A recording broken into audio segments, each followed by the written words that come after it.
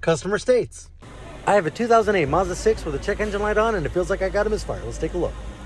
And first inspection here, we can see that there's an oil leak. When I took the cover off, this was the first thing I noticed. Upon further investigation though, we see that this oil leak got much worse.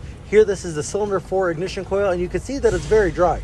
However, in cylinders 1 through 3, that's where I think the problem really is. So, in taking out the ignition coils, you can see that there's a little bit of oil on number 3, and it's got some oil in the spark plug tube, a little bit of oil here, but number 1 was by far the worst. As you can see here, when I take out the ignition coil, it is flooded to the top.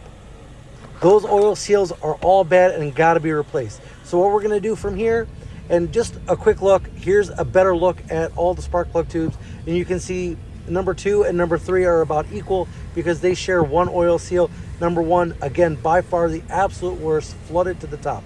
So from here, what we're gonna do is we're gonna recommend use spark plugs